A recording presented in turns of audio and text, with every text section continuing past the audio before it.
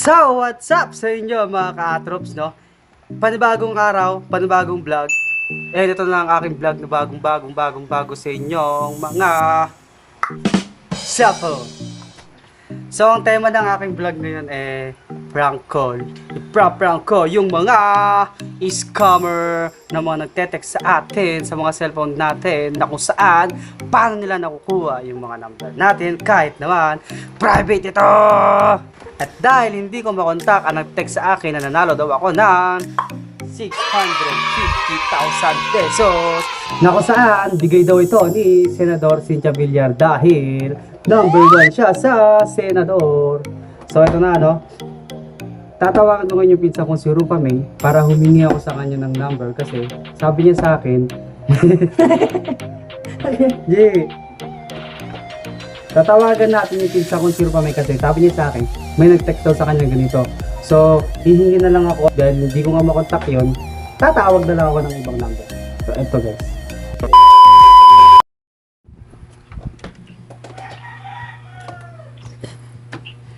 Hello? Hello po. Anong complete name nyo? Rupa May Daraga po. Taga saan? Sa Isabela po. Ang exact address nyo? Block 33, Light 9. Turok 7, Habitat Village, Nagasigan, Central City. Isabela. Ah. Kailan ka sumali? Kailan lang din po yung tapos po. Ano po ba yun? Yung sa comment po? Oo, sa comment sa Itbulaga sa Facebook page namin. Opo. Ano yung kinament mo doon? Confirm lang namin kung ikaw ba yun. Hindi ko na rin po kasi maalala kasi araw-araw din po ako nagpa-comment eh. Saglit lang ha, tatawagan ka namin ulit ha. Opo. Lagyan mo lang ng signal yung cellphone mo ha, para makontak ka namin agad. Opo, hindi naman po nawawala yung signal.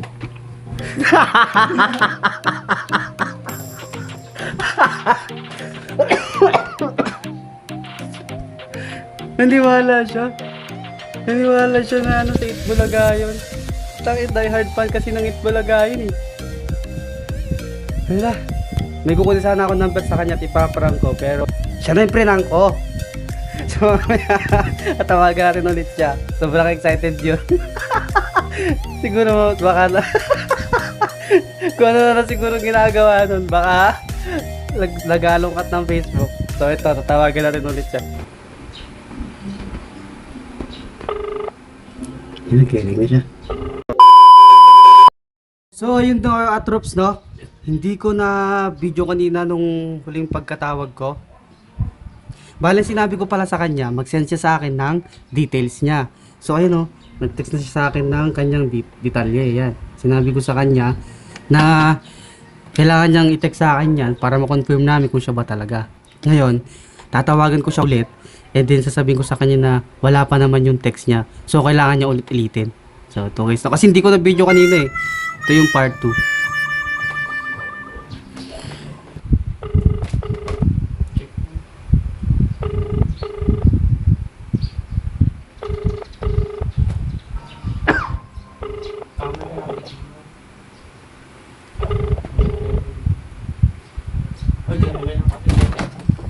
Hello? Hello, Miss Rupa May? Nasend mo na ba sa amin? Hindi pa po. Wala po ako na detail po yun. Bakit? Wala po kasi ako panlot eh.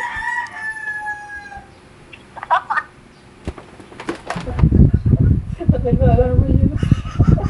Nalaman nyo na.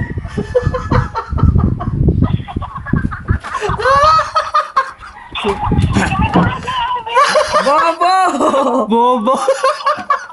Tanga! Di ako sakyan lang kita. Kala mo naloko ba eh. Ulul, baka. Tuwa-tuwa ka nga eh. Tinext pa nga sa akin yung detalye mo eh. Baka nakasave yung number mo sa akin. Baka. Baka. Tinext mo pa nga.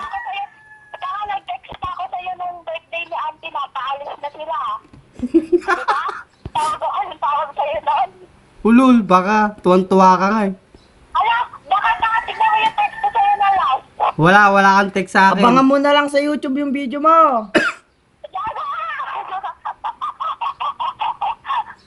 Sinasali mo ako, Tom. Sisikat ka na, Rupa. Kala mo, hindi kita mapra-prank ha? Gago ka. Tama na kasi sa akin yung number mo, pero bakit hindi nag-appear? Ah! Na-prank ka nga. Kala mo ha? Alam ko yung boses mo pagka totoo. Gago ka na lang. Uy, ako sa'yo, ipaprank din ka. Hello? Sige po. Sige po. Ay, nanalo po ako lagi. Araw-araw po ako lagi nanonood. Pasalamat ka, hindi ko na-video yung iba. Pinatay na ako, gago. Hindi ko na na-video yung iba. Sayang, maganda pa man din yung, andun pa man din yung highlight. Kaya lang, hindi ko na na-video. Bumubo ako, nakakatawa. Sabi niya, hindi daw siya na-prank, pero totoo na-prank pala talaga siya. Nakasave daw yung number ko sa kanya, pero hindi nag-appear. Yun. So, yun, medyo nawala na yung highlight. Dahil, hindi ko makontak yung nag-text sa akin, nagpasend ako sa pinsan ko na na-prank ko lang kanina ng number na nag-text sa kanya. So ito yung tinext niya sa akin. Yan. Nanalo daw ako ng 650,000 at laptop from Sushi Foundation. Hindi siya sumasagot. The subscriber cannot be reached. Ay, shoots. The subscriber cannot be reached. Hindi siya nasagot, guys. Yun na naman. At dahil desperado tayo na may matawagan tayo, nag-chat ulit ako sa iba at humingi ako ng ibang number. At ito nga, may bagong prospect na naman tayong tatawagan.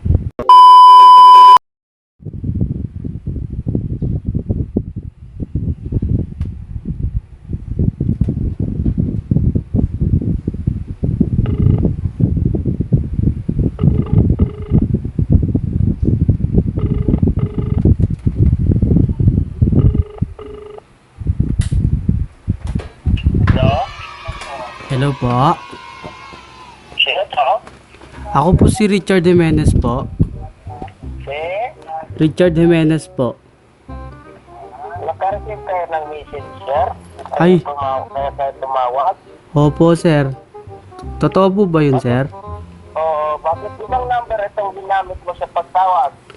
Sir, ito po yung ginamit, ito po yung nakatanggap po ako ng text, sir. Ibang number itong ginagamit sa pagtawag, hindi itong naka-register dito. Bali po, wala po kasi akong load sa number na yun, sir. Kanino bang number ito? Sa akin din po, sir, kabibili ko lang pong SIM card. So, taga saan po ba sila? Taga Alfonso Lista, Ifugao po. I-text mo muna kung na-receive mo yung information, i-text mo yung pangalan, address at edad mo, ha? Ah, sige po, thank you po. Tapos tawagan niya ko ulit at isali niyo sa pag-text yung mobile number na isa, yung naka-receive ng message. Ah, sige po, thank you po. Sige po. Sumagot na, pero kailangan daw yung number. So, kailangan ka-chat yung nagbigay sa akin ng number para may bigay ko sa kanya yung detalye. Sabi niya, mag-send daw ako sa kanya ng name, address, saka yung edad ko. Saka hiningi niya rin yung number sa akin na nakatanggap daw ng promo nila. So, ito nga, gumawa na ako ng yan, nag-invento na ako ng pangalan ko, then yung address na taga Alfonso Lista, Ifugao ako. Kinakabahan ako eh. So ayun na mga ka-troops, nag-text na ako ng details ko, then tatawagan natin siya ulit.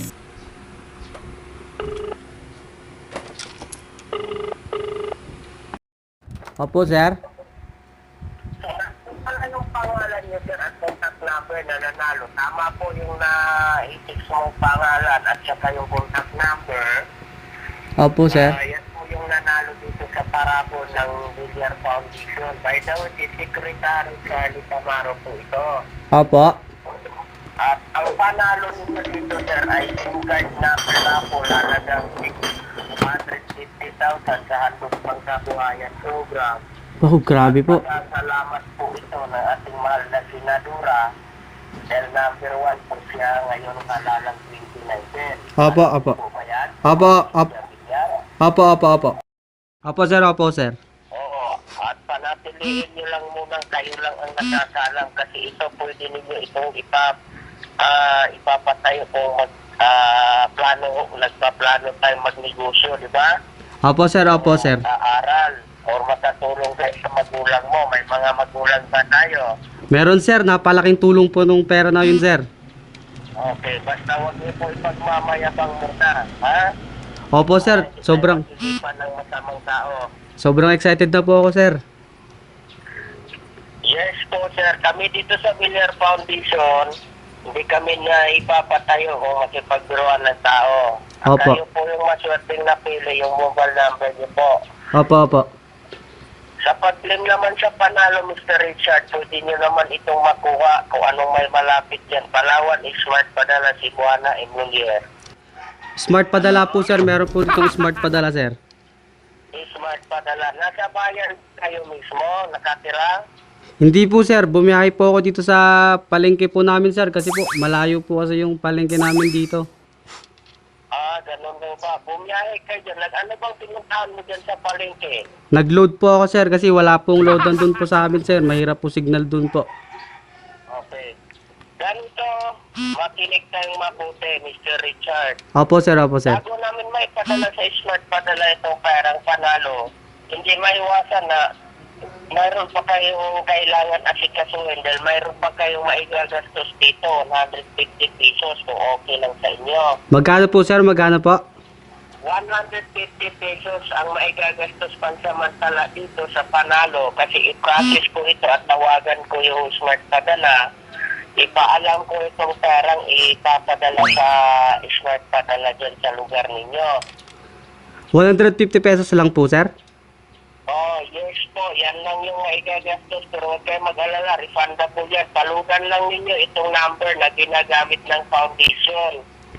Ay, Ang regular load sa team, 150 pesos para matawagan ko yung lifetime number nila at ma-forward ko itong pera doon sa Smart Padala dyan sa lugar po ninyo. Okay? sige po sir, ano po ba yung smart number po dyan sir, yung smart padala? O, may smart number ka ba? Nakakuha ka ba ng reference number dyan? Sir, andito po ngayon sa may ano po, malapit lang po yung smart padala, pwede ko pong lakarin sir. O, kumuha lang kayo ng reference number ng Smart Padala dyan, i-forward mo sa akin. At palutan nyo itong number ko ngayon para matawagan ko yung main branch ng Smart Padala. Okay? Sige po sir, di ba pwede naman po sir na yung number nyo na lang po yung ilalagay ko dun sir? Yes, sir. Ang nakaintindi ba kayo sa transaction natin ngayon? Hindi. Ay, pasensya po sir, na-excite lang po talaga ako sir. Oo. Ang unang gagawin natin, kailangan ko pang tawagan yung main branch ng Smart Padala Opo. para ma-forward ko itong panalong 650,000. Kailangan namin ng remaining balance pero huwag kayo mag-alala, refundable yan. Talugan niyo muna itong number ko.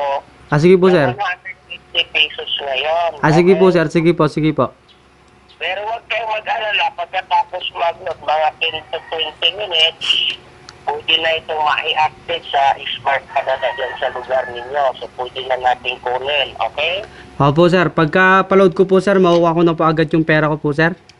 Pagkatapos mag-load, magtawag ka muna ulit sa akin. Sige po sir.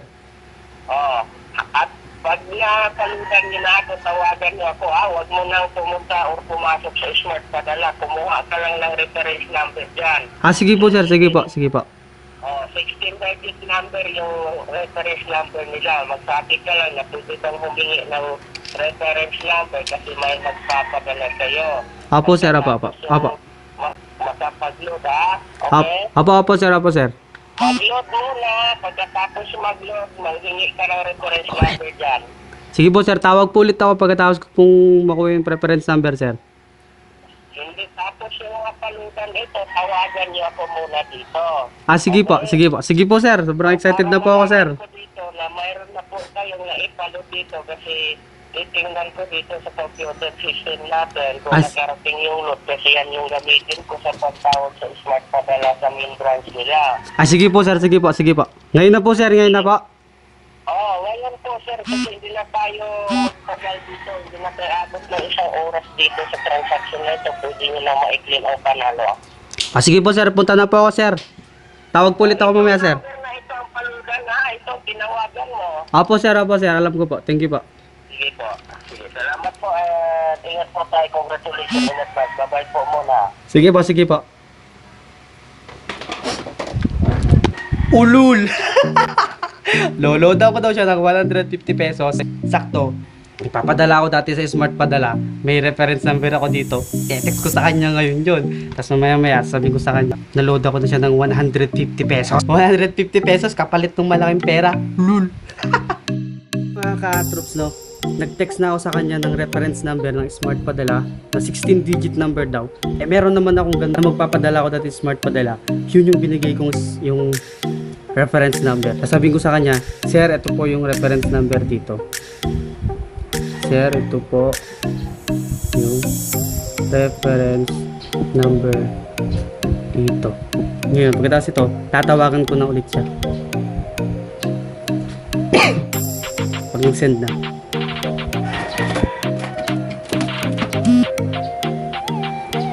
Hello? Hello, sir? Mhm. Natanggap niyo na po, sir, yung text ko pong reference number. Oh, nandito na. Mapaludan ba ito ngayon? Lolodan ko po ulit po. Ay, lolodan ko po. Yes, nakinig ba kayo, sir? Ay, sige po, sir. Ay, sabi niyo po, sir, te-text ko muna yung reference number, sir, eh.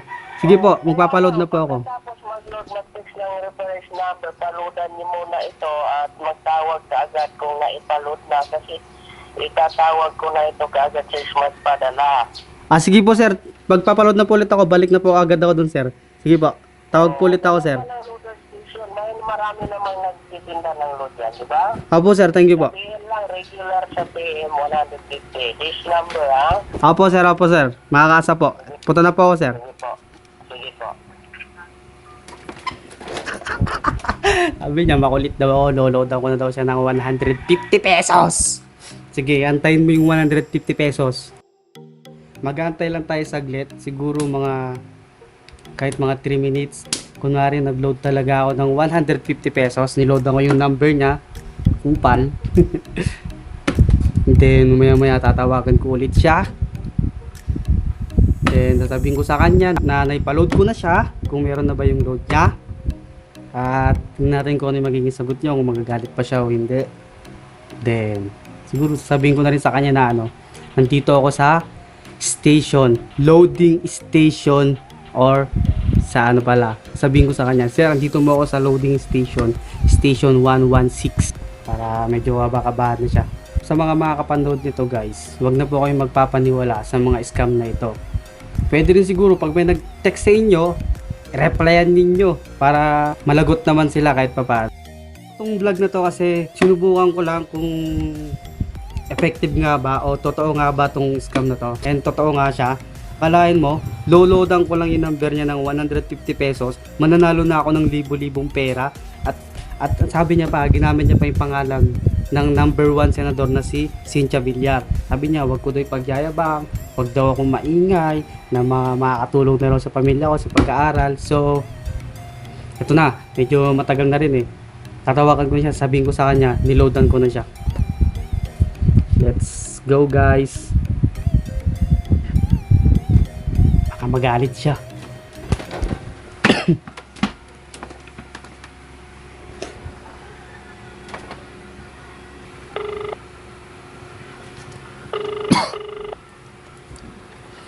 Hello? Hello, kuya. Natanggap niyo na po yung load? Wala pa, sir. Wala pa. Nag-load na po ako, sir. 150 po. O, sa number na ito, Opo, sir. Yung number na po itong pinagtatawagan ko po. wala pang dumating. Sabihin mo lang sa loader kung na-send na nila. I-double check naman nila yan. Opo, sir. O, pati double check lang muna kasi ako na lang tatawag sa'yo pag na-receive ko dito. Ah, sige po, sir. Wala pa naman akong na-receive. Pati double check lang sa pinaloadan mo dyan. Ah, sige po, sir. Dito pa lang din pa naman ako, sir. Check ko na lang po ulit. Sige. Hintayin ko raw yung tawag niya pag dumating na yung load. Eh, alam ko namang walang darating na load, kaya wala rin akong maantay na tawag. So, mamaya-maya ako na lang ulit tatawag sa kanya. Sabihin ko sa kanya na meron na talaga yung load. Tapos yun, medyo hysterical ako konti. Kung kaya ko. Medyo magagalit na ako konti. Siyempre, sabihin ko, baka naluloko lang po ako. Ito, ganyan. So, Give me 1 minute. Lagot ka sa akin, scammer ka. So, mga katropa, tawagan na lang ulit siya. Naiinip na ako eh. Gusto ko na makuha yung pera ko.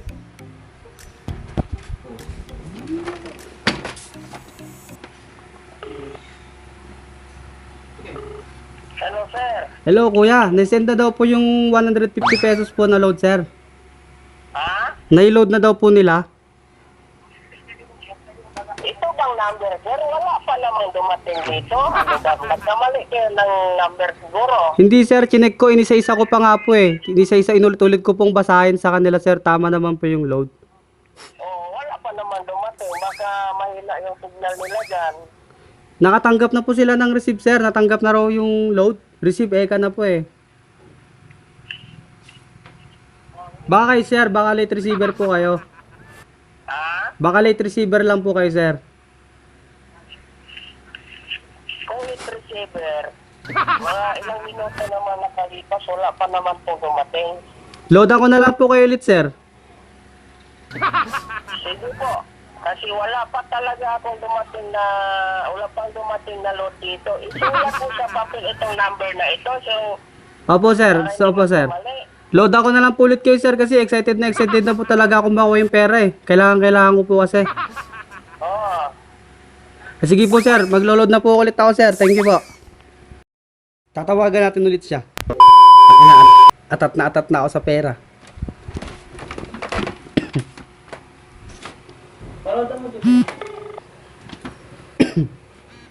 Hello? Hello kuya, nag-load na po ulit ako ng 150 pesos.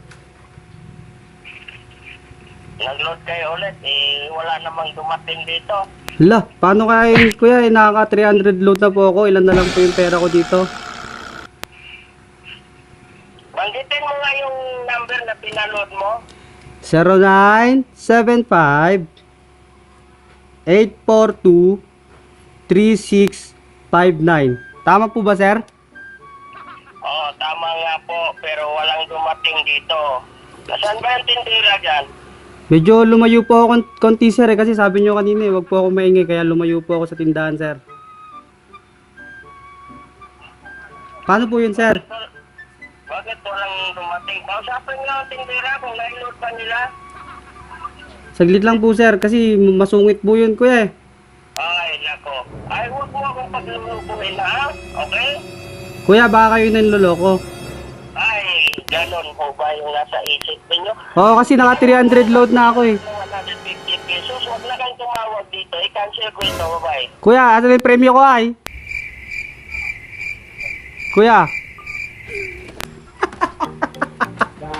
Gago, nagalit si Gago. Ako pa rin nanloloko sa kanya eh. Kinancel yung tawag. Kinancel na rin yung number na to. Wala na yung 650,000 ko dyan. Wala na ako pambili ng cellphone. Si kuya, napaka-imot. Subukan natin ulit siya tawagan. Bibisitin natin. Baka sakali. Grabe guys, no? Ang lupit niya. Sa halagang 150 pesos, manluloko siya ng tao. Hindi na lang niya sabihin na, pasahan niyo ako ng load, pasahan niyo ako ng load. Loload ang kita, kuya. Huwag ka lang manloko ng tao. Wala na, hindi ko na siya matawagan, guys. Mukhang blinak niya na ako eh.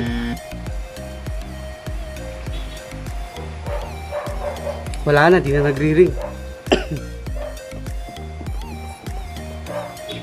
So paalala ulit sa mga nasendan ng ganitong text message na kaysa nanalo daw kayo ng pera plus laptop na ganun-ganun pa.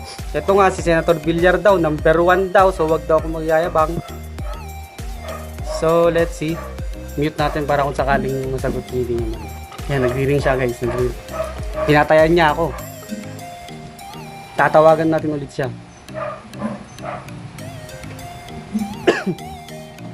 So, paalala lang ulit, ulit.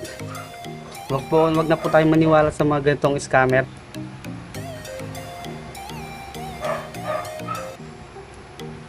So, yun guys. Yung successful yung pagtawag natin. Nakailang number tayo. Si kuyang masungit lang yung yung sumagot. Meron pa ako isang number eh. Gusto ko sana ulit tawagan eh. Wala na. Hindi ko na talaga matawagan.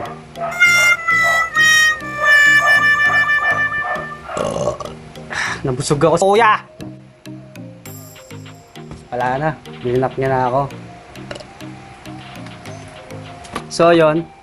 Dito ko na tinatapos tong vlog na to. And sana, huwag na tayo maniwala sa mga scammer na yan. Kung may magte-text pang mga ganyan, reply na lang natin, sakyan natin. Para loloko lang din nila yung sarili nila. So, ayun guys, no? At saktong magpapaalam na sana ako, nag-text sa akin ng NTC na may paalala katulad ng sinabi ko kanina. Kaya guys, huwag na tayo maniniwala. Please, like and share this video and don't forget to subscribe or click or hit the notification bell for more updates sa aking video. So, yun lang ng mga ka-troops, no? Maraming salamat sa inyo mga ka-troops.